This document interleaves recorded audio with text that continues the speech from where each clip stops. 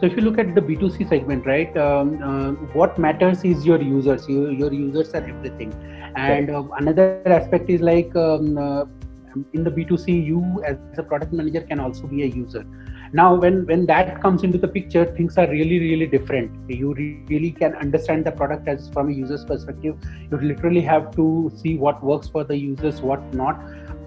Plus, there is another aspect that you are just one type of users who is supposed to use your product. There are another type of users which are there based on your target segment and based on the market research which you have done, is different types of personas which you are trying to target for your product to be successful. So now in the B2C space really becomes very challenging in that fashion, that you not only have to take care of all the various personas and various target segment which you are targeting to make your product successful, but you also need to ensure that you are doing it in a fashion that you are really looking forward to the use cases being as generic as possible for all your users. You cannot be really very specific to one particular type of user and then say that your product is successful. The third aspect is the scale. So B2C by definition itself, it means they will Correct. have a lot of users.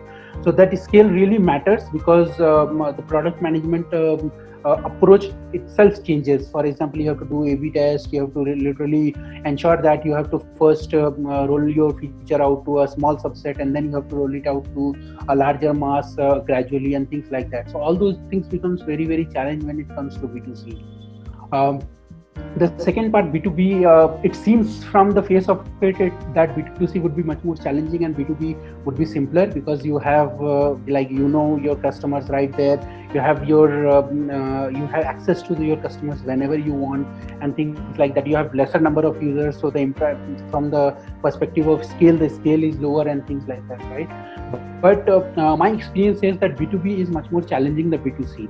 The reason being, though you have your access to your customers, though you have limited customers, those customers are much more demanding, and the prioritization which you actually need to do from a feature perspective on what to build, what not to build, becomes very crucial, because you have to take care of the requests which you are getting from these your customers, right? So from that perspective, ensuring that whatever your product vision is and your product strategy is, not only you understand, but you also need to communicate it to your business partners, the B2B partners and customers, to ensure that they also understand a bit of it on what is the direction you are going to take.